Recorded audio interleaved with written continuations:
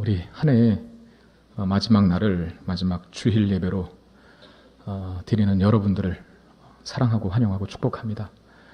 우리 옆 사람하고 한번 인사하겠습니다. 한 해 동안 수고 많으셨습니다.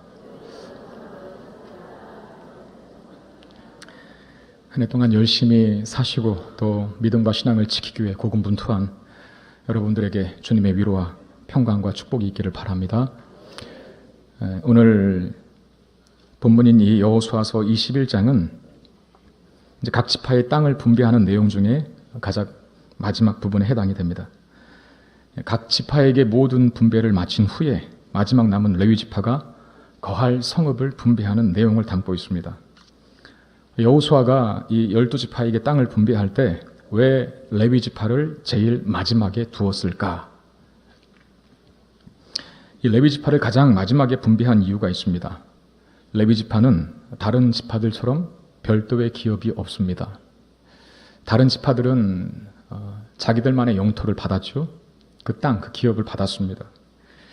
그러나 레위 지파는 그 레위 지파들만을 위한 별도의 기업이 없고 다른 지파들이 받은 땅, 그 성읍들 안에서 흩어져 살아야 했기 때문에 레위 지파에게 맨 마지막으로 그들의 거할 처소를 이야기해 준 겁니다.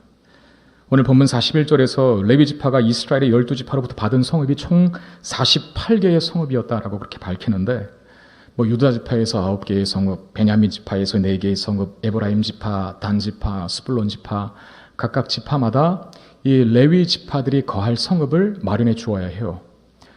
영토가 크고 민족이 많으면 조금 많이, 그렇지 않으면 좀 적게 이렇게 각 지파들로부터 머물 성읍을 이 레위 지파가 공급을 받는데 다른 지파들이 내놓은 성읍들 속에 들어가 살아야 하는 사람들, 그들이 바로 레위 지파라는 것이죠. 여러분, 그런데 우리가 한번 간단하게 생각만 해봐도 우리가 흩어져 사는 것, 따로 떨어져 사는 것은 그렇게 기분 좋은 일이 아닙니다. 요즘에는 군대도 형제나 친한 친구가 같이 입대하면 같은 부대에 배치를 받을 수 있게 해준다고 합니다. 그래야 더 잘 적응할 수 있다라고 이렇게 판단을 해서 그런 조치를 취했는지는 모르지만 무리로 있는 것이 좋지 같은 팀인데 흩어져 있는 것은 그렇게 기분 좋고 내키는 일은 아니라는 겁니다. 제가 부목사 때 그런 기도를 한 적이 있어요. 하도 사무실이 시끄럽고 또 집중을 할 수가 없으니까 하나님, 제가 정말 조용히 혼자서 말씀을 깊이 묵상하며 연구할 그런 공간이 있었으면 좋겠습니다 라고 그렇게 기도했는데 하나님이 그 기도에 응답하셨습니다. 제 목양실이 얼마나 좋고 얼마나 분위기가 그렇게 평온한지 영감이 막 떠오르고요. 하나님과의 교제가 충만하게 이루어지는 장소입니다. 그런데 단점이 하나 있어요. 외로워졌다는 것입니다.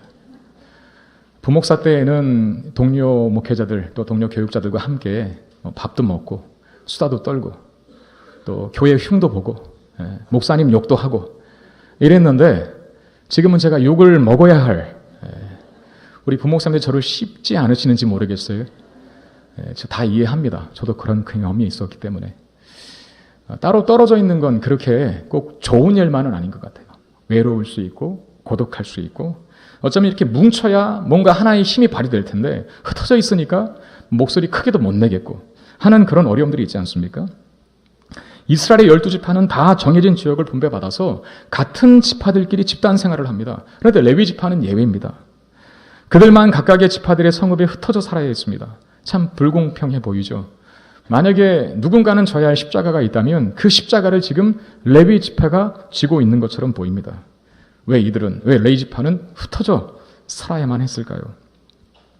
왜 레위 지파는 따로 기업이 없고 각 지파의 땅덩어리에 흩어져 들어가 살아야 하는지에 대해서 알기 위해서는 우리 과거로 한번 거슬러 올라가 봐야 하는데 과거 창세기로 한번 거슬러 올라가 보되 우리가 지난 시간에 보았던 그 야곱, 이 12아들들, 그 12아들들이 이스라엘 12지파가 되는 것 아닙니까? 그 12아들들을 야곱이 죽기 전에 축복 기도를 하죠. 그 축복 기도하는 장면을 한번 볼 필요가 있어요. 그게 창세기 49장에 있는데 죽음을 앞에 두고 있는 야곱이 자신의 12아들들을 축복하는 내용을 기록하고 있는 본문이 창세기 49장입니다. 지난 시간에 우리가 그 요셉에 대해서 축복하는 야곱의 기도를 볼 수 있었죠. 너는 무성한 가지라. 샘 곁에 뿌리를 내린 무성한 가지라. 너의 가지가 담장을 넘을 것이다 라고 하면서 정말 어떻게 그렇게 참 놀라운 언어 표현으로 축복을 할 수 있을까 싶을 정도로 이 야곱의 그 아들 요셉을 향한 축복은 그야말로 우리가 그 성경 본문을 통째로 외워서라도 우리 자녀들에게 그렇게 기도해 주고 싶은 그런 정말 절묘하고 기가 막힌 축복의 내용이 있습니다. 샘곁에 무성한 가지라 하고 또 활 쏘는 자가 적개심을 가지고 요셉 너를 쏘지만 그러나 너의 팔은 그들의 팔보다 훨씬 더 강해서 그들이 아무리 화살을 쏴봤자 너는 끄떡도 하지 않을 것이다. 이런 축복을 막 해요. 전능하신 하나님이 너를 도와주실 것이고 위로 하늘의 복과 아래로 깊은 샘의 복이 있을 것이다. 젖먹이는 복과 태의 복이 있을 것이라 이렇게 축복을 합니다. 아버지가 자식을 위해서 축복해 줄 수 있는 최고의 축복은 다 해줬던 것으로 보입니다. 보통 자식에 대한 축복은 그렇습니다. 다른 아들들도, 야곱의 다른 아들들도 내용은 다르지만 또 정도의 차이는 있지만 어쨌든 간에 아버지로서 자식들이 다 잘 되기를 원하는 바람에서 한 기도의 내용입니다. 그런데 유독 두 아들, 이 두 아들에 대해서는 야곱이 전혀 다른 기도를 해요. 창세기 49장 5절 7절 말씀입니다. 시므온과 레위는 형제요 그들의 칼은 폭력의 도구로다. 내 호나 그들의 모의에 상관하지 말지어다. 내 영광아 그들의 집회에 참여하지 말지어다. 그들이 그들의 분노대로 사람을 죽이고 그들의 혈기대로 소의 발목 힘줄을 끊었음이로다. 그 노여움이 혹독하니 저주를 받을 것이요 분기가 맹렬하니 저주를 받을 것이라. 내가 그들을 야곱 중에서 나누며 이스라엘 중에서 흩으리로다. 요셉을 향한 기도와는 너무나 다르죠. 어떻게 자식을 저주할 수 있을까요? 근데 지금 저주하고 있거든요. 어떤 저주입니까? 이스라엘 중에서 나누고 흩겠다 라고 하는 저주입니다. 특별히 두 아들의 이름이 언급됐어요. 시므온과 레위입니다. 각각 둘째와 셋째 아들이죠. 시므온과 레위의 칼이 이 야곱의 기도문을 보니까 폭력의 도구라 합니다. 그리고 그들은 분노대로 사람을 죽인 자들이다 이렇게 말합니다. 그것 때문에 너희들은 저주를 받을 것인데 그 저주의 내용이 뭐냐면 야곱 중에서 나누어질 것이고 이스라엘 중에서 흩어질 것이다. 흩어짐의 저주를 받는다는 거예요. 여러분 다른 아들들은 다 축복하는데 이 두 아들만은 저주합니다. 아무리 죽일 짓을 했어도 자식을 위한 아버지의 마지막 기도치고는 너무나 가혹하지 않습니까? 보통 신방을 가면 부모님들이 제일 먼저 내놓는 기도 제목 중에 대부분의 첫 번째 기도 제목은 자식을 위한 기도 제목이에요. 누구도 자식이 저주받았으면 좋겠다라고 기도 제목을 내놓은 사람은 아무도 없습니다. 아무리 부모의 마음을 정말 새카맣게 타들어가게 만든 늘 사고만 치고 어쩌면 객관적으로 봤을 때 없는 셈 치는 것이 훨씬 더 나을 듯한 그런 자식조차도 부모의 입장에서는 축복하고 싶은 것이죠. 그 자식이 잘 되기를 원하는 바람을 누구나 다 부모라면 갖고 있게 되는 법입니다. 근데 왜 야곱은 이 시므온과 레위에게 이토록 무서운 저주를 퍼붓을까요? 그것도 마지막 임종시에 죽기 직전에 유언과 같은 기도를 올리면서 이들에게 이와 같은 저주를 퍼부어대는 이유는 뭘까요? 당시 족장의 기도는 단지 덮어놓고 무턱대고 축복하는 게 아닙니다. 족장의 기도는 예언적인 성격을 갖습니다. 이 야곱의 12 아들들은 단지 한 가정의 다복한 자식들만을 의미하지 않습니다. 그들이 이스라엘의 한 민족을 이루죠. 하나님의 선택된 민족이 되어서 열방을 주께로 돌아오게 하는 선교적, 전도적 나라가 돼요. 그러므로 야곱이라고 하는 족장이 이들을 위하여, 이 자식들을 위하여 축복할 때 그건 다만 덮어놓고 무턱대고 하는 축복이 아니라 하나님께서 그들을 통해서 어떤 일들을 이루어 가실지에 대한 예언적 성격이 포함되어 있다는 겁니다. 예언. 하나님이 어떻게 하실 일에 대해 미리 야곱의 기도를 통해서 선포하고 있다는 것이죠. 그럼 왜 야곱은 이 시므온과 레위에게 이런 저주와 같은 내용을 선포하고 예언할 수밖에 없었는가 하는 질문을 가져야 합니다. 시므온과 레위가 아까 야곱의 기도에 보니까 폭력의 도구라 그랬는데 그들이 폭력의 도구가 되었던 사건이 창세기 34장에 기록되어 있습니다. 여러분 야곱이 하란에 있는 삼촌 라반의 집에서 이제 가나안으로 돌아오는 중에 숫곳이라고 하는 곳에 머물게 됩니다. 사실은 베델로 빨리 가야 되거든요. 그러니까 야곱이 삼촌 라반의 집에서 7년 플러스 7년, 무려 14년을 고생하지 않습니까? 그렇게 라반의 집으로 갈 때 그 돌베개 베고 잠잔 것이 있어요. 베델이라는 지명입니다. 하나님 나로 무사히 다시 이곳으로 돌아오게 하시면 내가 하나님 앞에 11조를 드리고 예배를 드리겠습니다. 그 약속하고 떠나잖아요. 그럼 빨리 돌아왔으면 거기로 가야 되는데 거기로 안 가고 숫곳이라는 곳에 정착 아닌 정착을 하게 됩니다. 항상 사단은 여기서부터 시작돼요. 하나님께서 약속했으면 얼른 가면 되는데 거기가 조사원이 머물고 있었던 것이에요. 어떤 화가 임합니까? 그에게 딸이 하나 있었어요. 딥나입니다. 그 딥나가 숫곳 사람들에게 한번 아빠는 한번 밖에 나갔다 올게. 이 사람들은 어떤지 한번 쳐다보고 올게. 동네 한 바퀴 돌고 올게. 그러고 나갔다가 변을 당해요. 어떤 변을 당합니까? 그곳에 살던 이 세겜족 추장 하몰의 아들인 세겜이라는 사람. 그 하몰의 아들인 세겜에게 강간을 당합니다. 그리고 돌아와요. 야곱의 아들들은 12아들들입니다. 그리고 그 딥나에게는 오빠들이 많아요.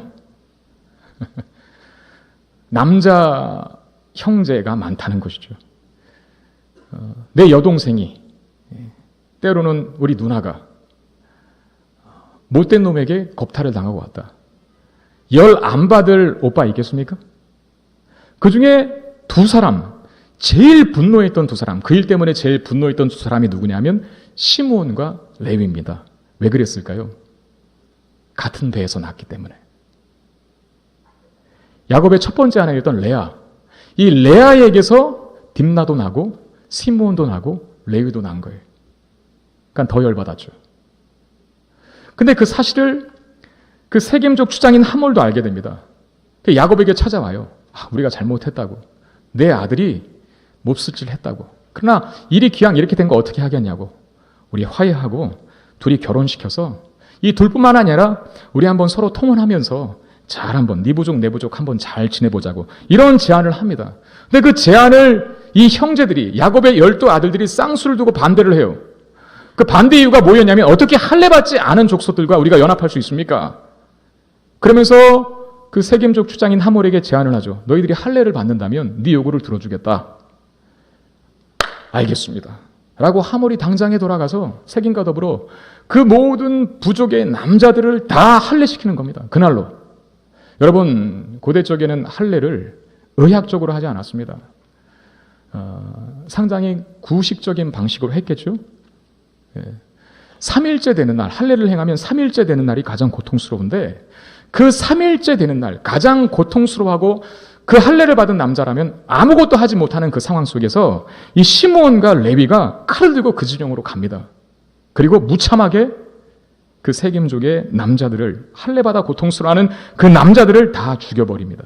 그리고 약탈까지 자행을 해요. 복수라는 이름으로 이 시므온과 레위는 그들의 탐심까지 챙긴 것입니다. 여러분 할례는 하나님께서 이스라엘 백성들과 언약을 맺었다라고 하는 거룩한 표징 아닙니까? 오늘날 우리식으로 말하면 유아 세례와도 같은 거죠. 거룩한 성례예요. 그 거룩한 성례를 가지고 장난을 친 거예요. 누가? 하나님의 백성들이. 가외의 이야기이긴 하지만 여러분 성례는 함부로 참석하는 것이 아닙니다. 십자가의 의미와 부활의 의미가 모르는 채 떡과 잔을 받아서는 안 되고요. 그래서 세례받은 사람 이상 받는 거예요. 유아세례도 마찬가지예요. 내가 내 자식을 믿음과 신앙으로 하나님 말씀으로 키우겠다라고 하는 부모의 신앙 고백이 더 중요합니다. 유아세례식은요. 세례를 받는 것도 마찬가지예요. 교구 목사님이 또는 교구 전도사님이 하도 강요를 해서 또는 내 아내가 또는 우리 부모가 하도 받으면 좋다고 해서 받는다. 차라리 안 받는 게 낫습니다. 본인이 진실한 믿음이 있을 때 하는 거예요. 그런 것들은. 하나님 앞에, 교회 공동체 앞에 신실하고 정직하고 진실한 믿음과 신앙이 있을 때 그 의식에 참여할 수 있는 것이지 그게 없이 참여해서는 오히려 더 죄를 범하게 되는 것입니다. 당시에 할례가 그와 같은 거예요. 성례입니다. 거룩한 은혜의 수단이에요. 근데 그 거룩한 은혜의 수단을 가지고 이 시므온과 레위와 12아들들은 뭐에 사용했습니까? 사람을 죽이고 속이고 사기치고 심지어는 탐심을 챙기는 데까지 그들의 욕망을 채우는 데까지 사용했어요. 그 죄를 어디서 용서받을 수 있겠습니까? 바로 이 죄 때문에 야곱은 살아생전 마지막으로 자녀들을 축복하는 그 자리에서 시므온과 레위에게는 저주를 선언할 수밖에 없었던 겁니다. 이 야곱의 예언대로 시므온과 레위는 이스라엘 중에서 흩어지게 돼요. 민수기 26장에 보면 출애굽 2세대들의 숫자를 계수한 내용이 기록되는데 애굽에서 나와서 광야에서 40년이 지난 후에 시므온 지파의 인구수는 다른 지파의 인구수의 절반도 미치지 못합니다. 22,200명에 그친다라고 민수기 26장 10서절에 이렇게 써 있는데 1차 인구조사 때, 그러니까 민수기 1장에 1차 인구조사가 있고 그리고 민수기 중간에 40년이 지난 거예요. 광야 40년이. 그리고 후반부에 다시 2차 인구조사를 할 때 무려 37,100명이 줄어든 숫자로 집계가 됩니다. 어느 지파가? 오늘 야곱의 저주를 받았던 시므온 지파가 그렇게 줄어들어요. 보통은 다 늘어나야 정상인데, 그리고 다른 지파는 거의 다 늘어나거든요. 그리고 신명기 33장에서 가나안 입성을 앞둔 이스라엘 12지파를 향한 모세의 축복 기도가 있습니다. 모세는 가나안 땅 못 들어가잖아요. 가나안 땅을 들어가게 될 출애굽 2세대들을 향하여서 모세가 축복 기도를 하는데 그 축복 기도 속에 시므온 지파는 빠져 있어요. 아예 기도도 안 해줍니다. 그리고 시므온 지파는 유다 지파가 분배받은 땅 안에서 기업을 얻습니다. 더부살이 하는 거죠. 실질적으로 나중에 유다 지파에 흡수가 됩니다. 존재감이나 영향력이 상당히 떨어지는 지파로 전락할 뿐더러 훗날 시므온 지파는 이스라엘 역사 속에 사라져요. 실제 야곱의 저주처럼 된 거예요. 그럼 레위 지파는요? 이 레위 지파 또한 오늘 우리가 보고 있는 본문의 내용처럼 이스라엘의 12지파 안에 흩어져 살게 됩니다. 따로 기업을 얻지 못하고 흩어져서 다른 지파가 주는 성읍들 안에 살게 되는데 이게 분명히 과거에 저질렀던 악행의 대가로 주어진 결과입니다. 흩어지는 것, 기업 없이 다른 지파에 흩어져 살아가게 되는 것은 바로 그 죄 때문에 폭력의 도구로, 분노의 죽임으로 그들이 범죄했던 그 죄의 결과, 이런 결과가 주어졌다는 것이죠. 그러나 한 가지 주목해야 할 사실이 있습니다. 이 레위 지파의 흩어짐은 야곱의 저주로 인한 것이 맞습니다. 그러나 레위인들이 흩어져서 무엇을 했는지를 알면 그 저주가 어떻게 바뀌었는지를 확인하여 우리는 감탄사를 자아낼 겁니다. 하나님께서 이 레위 지파를 이스라엘의 각 지파 안에 흩어져 놓고 맡기신 일이 있어요. 그게 뭐냐면 민수기 8장 11절과 19절 말씀입니다. 아론이 이스라엘 자손을 위하여 레위인을 흔들어 바치는 제물로 여호와 앞에 드릴지니 이는 그들에게 여호와께 봉사하게 하기 위함이라. 흩어져서 하는 일이 뭐라고요? 여호와께 봉사한답니다. 그리고 19절에 내가 이스라엘 자손 중에서 레위인을 취하여 그들을 아론과 그의 아들들에게 주어 그들로 회막에서 이스라엘 자손을 대신하여 속죄하게 하였나니 이는 이스라엘 자손이 성소에 가까이 할 때에 그들 중에 재앙이 없게 하려 하였음이니라. 이렇게 말합니다. 그들로 회막에서 이스라엘 자손을 대신하여 속죄하게 하였다. 여러분, 이스라엘 백성들이 가나안 땅에 들어갈 때 사명이 있었습니다. 그 가나안 거민들에게 예수 그리스도, 하나님의 은혜를 선포하는 그런 선교적 사명이 있었죠. 죄악된 문화를 제거하고 하나님의 생명의 문화를 꽃피우는 그 일. 여러분, 그 일을 이스라엘 민족이 가장 잘할 수 있는 능력과 원천은 어디서부터 비롯됩니까? 예배로부터 비롯되죠. 예배. 가나안 땅에서 하나님 앞에 예배하며 신령과 진정으로 온전하게 경배하며 예배하는 그 일이 있을 때 그들은 가나안 땅에서 그 이스라엘 백성들의 정체성과 사명을 지켜가며 감당할 수 있게 되는 거예요. 무엇보다도 중요한 사명이 이스라엘 안에, 무엇보다도 중요한 사명이 바로 예배라는 사역인데 그 사역의 중심 사역자들로 누구를 쓰시냐면 흩어져 살았던 레위 지파를 쓰신다는 겁니다. 그리고 신명기 33장에서는 레위인들의 또 다른 역할을 이렇게 밝힙니다. 신명기 33장 8절 10절 레위에 대하여는 일러스되 주의 둠밈과 우림이 주의 경건한 자에게 있도다 라고 그렇게 말하고 있고요. 또 10절에는 주의 법도를 야곱에게 주의 율법을 이스라엘에게 가르쳐주며 주 앞에 분향하고 온전한 번제를 주의 제단 위에 드리리로다. 주의 둠밈과 우림, 보통 우리가 우림과 둠밈이라 얘기를 하는데 이게 뭐냐면 하나님의 뜻을 알도록 하는 기구입니다. 어떤 특별한 기구예요. 그 하나님의 뜻을 알도록 하는, 하나님의 뜻을 구하고 찾는 데 쓰이는 이 특별한 기구가 누구의 관할과 누구의 손안에 주어졌냐면 레위 자손들에게 주어집니다. 그리고 그들을, 그 우림과 둠밈을 맡고 있는 그들을 주의 경건한 자라 그렇게 말합니다. 여기 경건하다는 게 무슨 뜻입니까? 하나님과 친밀하다는 뜻이에요. 하나님이 가까이 대하는 자들, 주의 우림과 둠밈을 가지고 있어 하나님의 뜻을 누구보다도 더 잘 아는 자, 그들이 바로 레위 지파라는 것입니다. 그리고 레위 지파가 무엇을 합니까? 율법을 이스라엘에게 가르쳐준대요. 하나님의 뜻이 무엇인지를 가르쳐주는 일을 누가 하냐면 레위 지파 사람들이 합니다. 여러분, 그거보다 더 영광스러운 일이 어디 있겠습니까? 가장 중요하고 가치 있는 일에 레위인들이 쓰여주고 있다는 것이에요. 흩어진 레위인들이 흩어져서 하는 일이 뭐냐면 하나님 앞에 드리는 예배의 수종자들이 되고 있고, 주의 뜻을 분별하여 가르치는 일을, 이스라엘 백성들 가운데 가르치는 일을 그들이 하고 있다는 겁니다. 여러분, 이 교회 안에 많은 봉사의 영역이 있고 다양한 종류의 봉사가 있지만 저는 자부합니다. 목회처럼 가장 보람 있는 봉사는 없어요. 저희가 우월하다라고 말하는 것이 아닙니다. 다른 봉사 다 필요해요.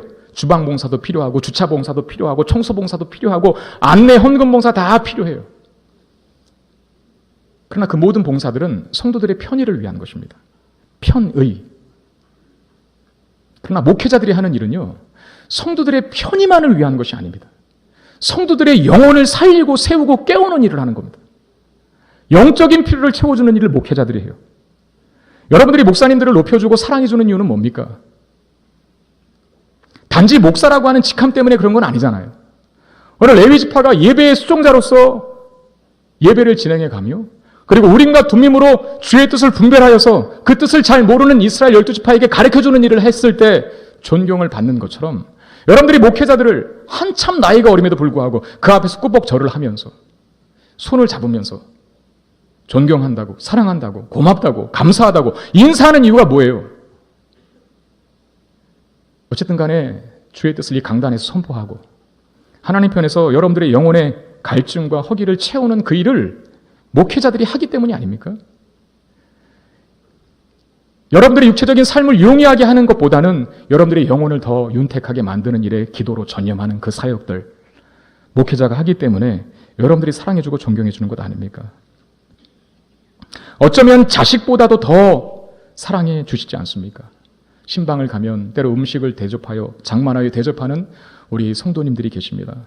정말 상다리가 부러지도록 차려놓으세요. 저는 많이 먹지도 않는데, 근데 많이 먹을 수밖에 없어요. 조금 먹으면 화낼까 봐. 그리고 많이 먹었는데도 불구하고 또 갈 때쯤 되면 어떻게 하신다고요? 바리바리 싸주세요. 이거 가서 다음에도 더 드시라고. 제가 많이 먹었는데 뭘 싸주기까지 하시냐고 그러면 한마디 하세요. 말씀 잘 전하시라고 그러는 거라고. 목회 잘 하시라고 그러는 거라고. 뭐가 배가 불러야 힘이 있게 설교하실 수 있지 않냐고 막 이렇게 얘기를 해요. 부담 100배 주세요, 아주 그냥. 근데 그렇게 하는 일을 통해서 영혼이 깨워지고 세워질 때 그거보다 감사한 일이 없는 걸 성도님들은 아는 거죠. 저는 그래서 어떤 성도님들에게 정말 자식 삼고 싶다는 말 여러 번 들어봤습니다. 그런 말 하세요. 목사님 어머니는 목사님 같은 자식 둬서 밥 안 먹어도 배부르시겠다고. 심지어 사위 삼고 싶다는 말도 여러 번 들어봤습니다. 사위 삼고 싶다고. 여러분, 레위인들이 그와 같죠. 누가 봐도 가장 중요하고 보람된 일들을 이스라엘 12지파 중에 레위인들이 하고 있어요. 신명기 10장에서는 한술 더 뜹니다. 신명기 10장 8절 9절에 보면, 그때 여호와께서 레위 지파를 구별하여 여호와의 언약궤를 매게 하며 여호와 앞에 서서 그를 섬기며 또 여호와의 이름으로 축복하게 하셨으니 그 일은 오늘까지 이르느니라. 그러므로 레위인은 그의 형제 중에 분깃이 없으며 기업이 없고 내 하나님 여호와께서 그의 말씀하심 같이 여호와가 그의 기업이시니라. 그들에게는 재산이 없습니다.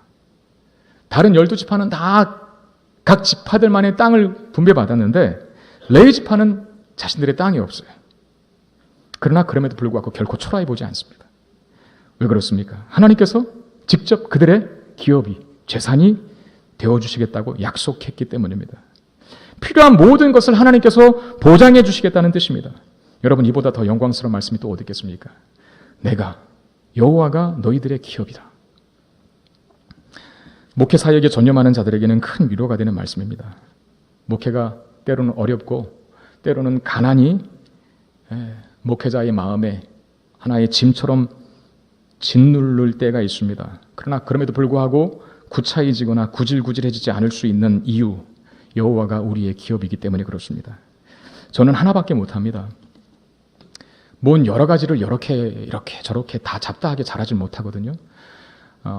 그런 기질을 가진 분들이 있잖아요. 이 멀티플레이어의 기질. 그러니까 여러 가지를 한꺼번에 능수능란하게 잘하는 분들이 있는가 하면, 또 어떤 분들은 여러 가지를 한꺼번에 잘 못하는데 또 한 가지를 굉장히 전념해서 깊이 파는, 또 그 일에 또 최고가 되는 그런 분들이 계세요. 저는 뭐 내가 내 일에 최고가 되었다는 그 말은 아니지만 여러 가지 일을 잘 못합니다. 그냥 한 가지 일 정도만 잘합니다. 그래서 어떤 성도님은 제가 목사 안수를 받은 그 첫 해에 머물던 사역했던 교회를 5년간 사역하고 떠나는 그 시점에서 식사 대접을 해주시고 또 인사를 하시면서 저에게 그런 말씀을 하셨어요. 전 목사님은 목회 아니시면 하실 것이 없을 것 같다고. 여러분, 이게 칭찬입니까? 아니면 욕하는 겁니까? 저보고 목회 아니면 할 것이 없는 것 같으니까 목회만 잘하래요. 다른 건 못 하실 것 같으니까. 근데 그 말이 맞아요. 저는 이거밖에 할 줄 모릅니다. 말씀 전하고 기도하고 성도들 위로하고 격려하고 이 일밖에 못 하겠어요. 요새는 목사님들도 참 다재다능해야 합니다. 운전도 잘해야죠. 컴퓨터도 잘 다뤄야죠. 행정력도 있어야죠. 기획력도 있어야죠. 상담에도 능수능란해야죠. 그리고 리더십도 있어야 되고 유머 감각도 있어야 되고 또 맛집도 잘 찾아내야 되고 길도 잘 찾아내야 되고 뭐 그렇습니다. 또 이것저것 아무 것이나 다 잘 먹어야 되고 그냥 주는 대로 여러분, 저는 그러지 않습니다. 주는 대로 먹지 않습니다. 저는 못 먹는 게 있거든요. 알아주시길 바랍니다. 근데 이것저것 아무거나 주시면 주시는 대로 잘 먹는 목사님들이 사랑받아요. 그러니까 목사님들이 너무나 뭔가 많은 것들을 잘해야 되는데 그에 비해 저는 참 모르는 것도 많고 그렇게 잘하는 것이 많지 않습니다. 그런데 목회라고 하는 그 하나만 잘해도, 거기에만 전념해도 하나님 나머지 책임져 주시더라고요. 다른 거 못해도 제가 못하는 건 또 다른 누군가를 통해서 사역하게 만드세요. 너 혼자 다 안 해도 된다. 마치 모세가 나 입이 둔합니다. 그랬을 때 하나님께서 아론이 있지 않느냐, 그렇게 말하셨던 것처럼 부족한 게 너무나 많은데 그냥 목회 하나에 전념하니까 나머지 부족한 부분들을 다른 쪽에 은사를 가진 사람을 통하여 채워주시고 그 일을 하게 하시더라고요. 레위 지파는 단 하나만 잘하면 됩니다. 뭐 농사를 잘 짓거나 이거 할 필요 없어요. 무슨 뭐 작전을 잘 짜거나 계획을 잘 세우거나 공부 잘하거나 이게 아닙니다. 그냥 목회에만 전념하면 돼요. 그러면서 약속하시는 말씀이 내가 너희들의 재산이 되어줄게. 너희들이 목회 하나만 전념하면 내가 나머지 거 다 책임져 줄게. 이렇게 말하는 겁니다. 저는 이 말씀이 얼마나 위로가 되는지 몰라요. 특히나 여러 가지를 잘 못하는 저에게는 그렇구나. 목회사에게만 전념하자. 이 일에만 최선을 다하자. 그냥 뭐 이것 자격증 따려고 저것 자격증 따려고 이리저리 기웃거리지 말고 말씀 준비하고 전하는 일, 영혼과 성도들을 아픔을 놓고 같은 마음으로 기도해 줄 수 있는 그 일, 신방을 해도 정말 하나하나 한 신방 한 신방 정성껏 마음을 담은 진심 어린 신방을 하는 것, 요거 하나만 하면 하나님께서 책임져 주시겠지. 그런 믿음을 갖고 할 수 있도록 만든 말씀의 근거가 바로 이 말씀입니다. 여러분 보십시오. 저주로 인한 흩어짐이 축복을 위한 흩어짐으로 바뀌고 있습니다. 어떻게 이런 일이 가능했을까요? 도대체 중간에 무슨 일이 일어났을까요? 저주에서 축복으로 바뀌기까지 이 야곱의 저주와 같은 예언과 레위 지파의 영광스러운 직분 사이에 일어난 일이 무엇이었을까요?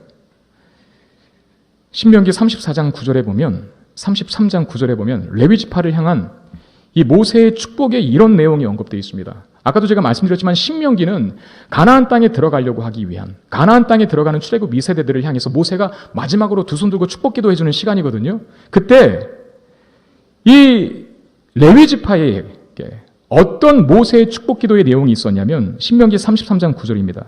그는 그의 부모에 대하여 이르기를 내가 그들을 보지 못하였다 하며 그의 형제들을 인정하지 아니하며 그의 자녀를 알지 아니한 것은 주의 말씀을 준행하고 주의 언약을 지킴으로 말미암음이로다. 이렇게 말합니다.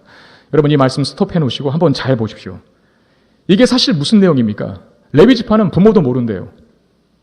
심지어 형제도 모른대요. 그리고 자식도 모른대요.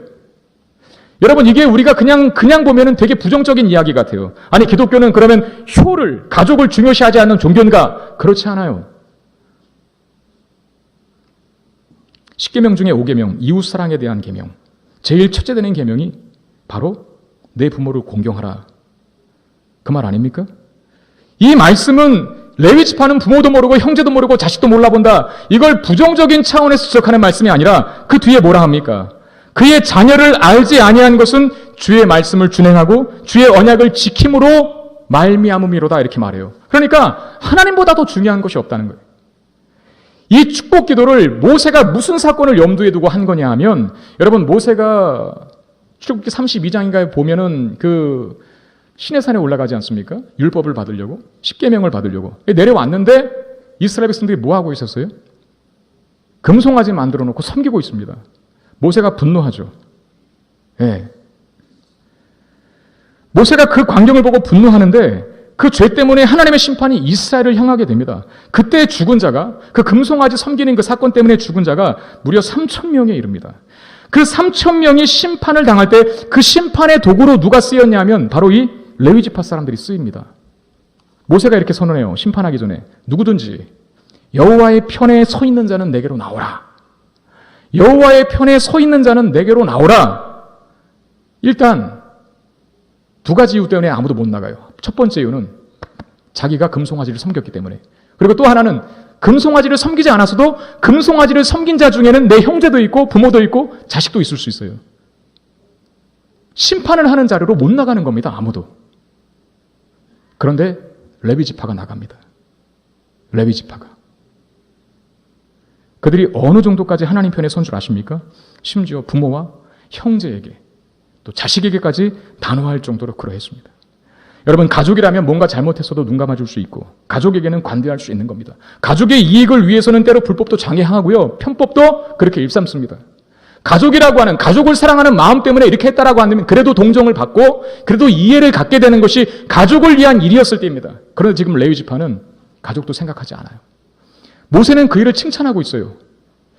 단지 이들이 정말 매정한 사람이다, 부모 형제도 몰라본다, 이 말을 하기 위함이 아니라 모든 일에 레위지파가 이제 최우선 순위를 하나님께 두었다는 것을 말해요. 레위인들이 그렇게 변화된 겁니다. 시간이 흐르자. 하나님보다 더 높은 것, 더 가치 있는 것, 더 우선순위에 있는 것은 아무것도 없다는 것을 아는 사람들로 레위지파가 변화된 겁니다. 바로 여기에 흩어짐이라는 저주가 성직을 감당하는 자들이라는 복으로 바뀌게 된 이유가 있습니다. 레위 사람들은 자신의 조상인 이 레위라고 하는 이 야곱의 셋째 아들인 그 레위가 한 일이 뭔지를 알고 있었어요. 그 조상인 레위가 한 일 때문에 자신들이 흩어지게 되는 이유가 저주받아 흩어지게 된 것도 알고 있었을 거예요. 그런데 그들은 저주의 자리에 머물러 있지 않았습니다. 그걸 운명으로 안고 살지 않았습니다. 그 운명을 바꿀 생각을 했다는 거예요. 그 일이 무엇으로 된다고 확신했겠습니까? 하나님 마음에 드는 거예요. 하나님 마음에 드는 거예요. 하나님을 최우선 순위에 두고 정진하는 삶이 그들의 운명을 바꾼 것입니다. 저주와 같은 흩어짐을 복의 통로인 흩어짐으로 바꾸는 일을 했던 것입니다. 여러분, 우리도 살다 보면 실수할 수 있습니다. 레위처럼요. 죄 지을 수 있습니다. 시므온과 레위처럼 그렇다는 겁니다. 하나님이 기뻐하시지 않는 일을 행할 수도 있고, 그것 때문에 영적인 침체에 빠져서 예배의 자리에서 멀어질 수 있고, 심지어 세상을 향하여, 세상을 사랑하여 달려나갈 수도 있습니다. 하나님 그 일을 기뻐하시지 않겠죠.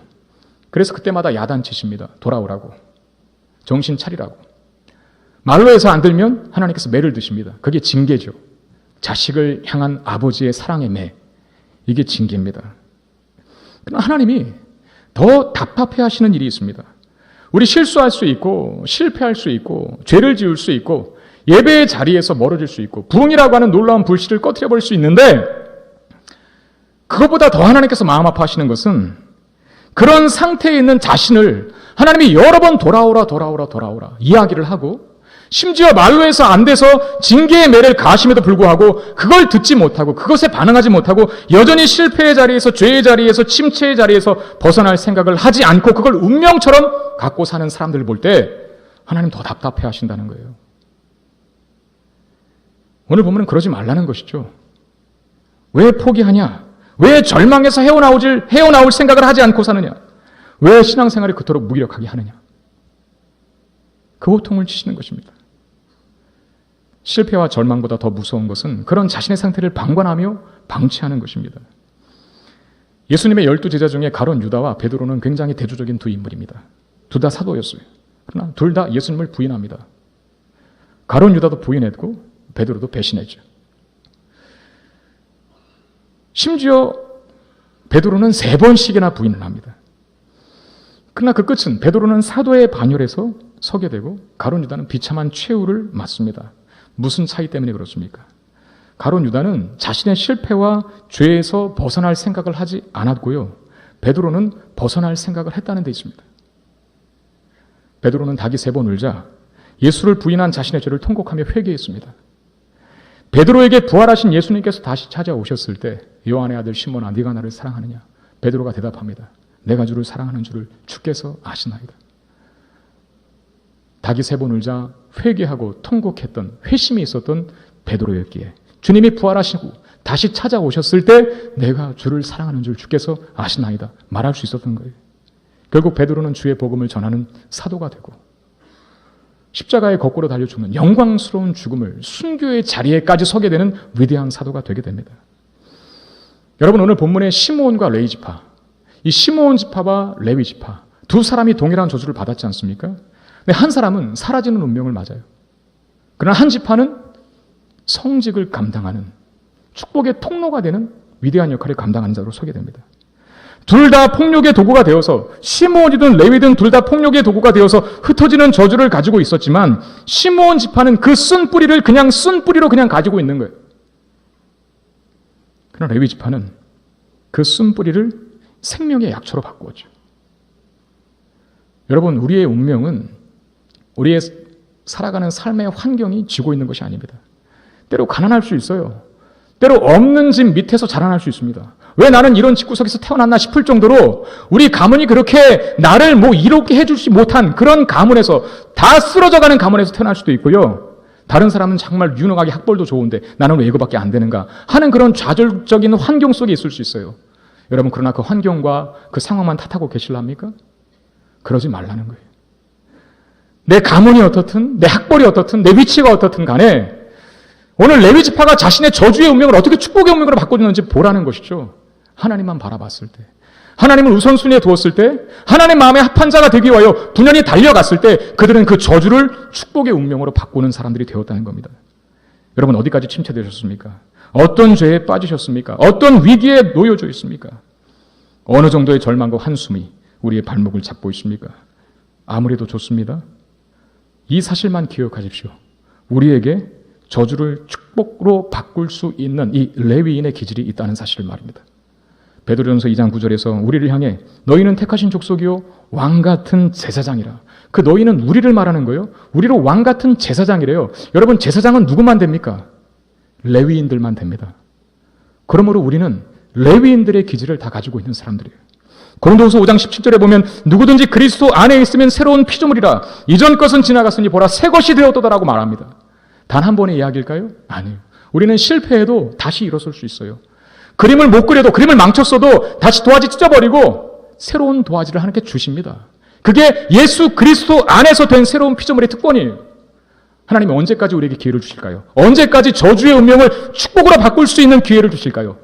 잘할 때까지, 잘 쓸 때까지, 잘 그릴 때까지 계속해서 새로운 도화지, 새로운 기회, 또 다른 기회 계속 허락하십니다. 그러므로 관건은 내 환경 속에 묻혀 살고 그것을 운명으로 받아들이고 사는 자가 아니라 죄책감에 사로잡히고 상황을 탓하고 환경을 탓하고 가문을 탓하고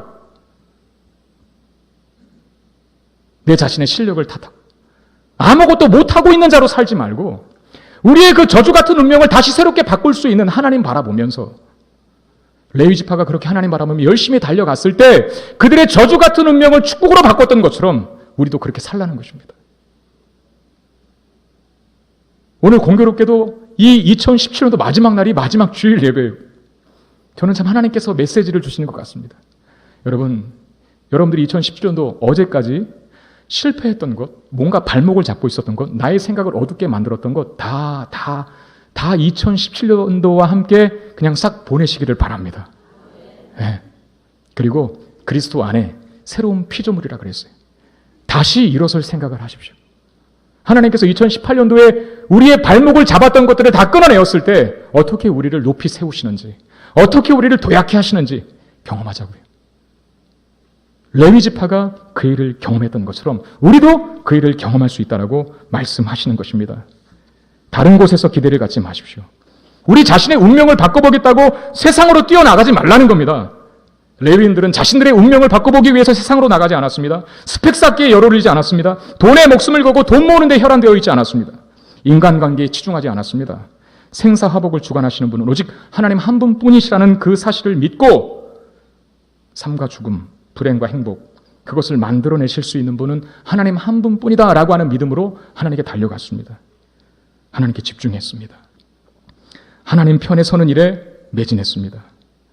하나님을 삶의 최우선순위에 두고 사는 일에 그들은 그들의 삶을 드렸습니다. 그것이 저주를 축복으로 바꾸었습니다. 우리가 믿는 하나님은 우리를 수렁에서도 엄청난 죄악에서도 엄청난 절망 속에서도 건지실 수 있는 분이시라는 사실 믿으시기를 바랍니다.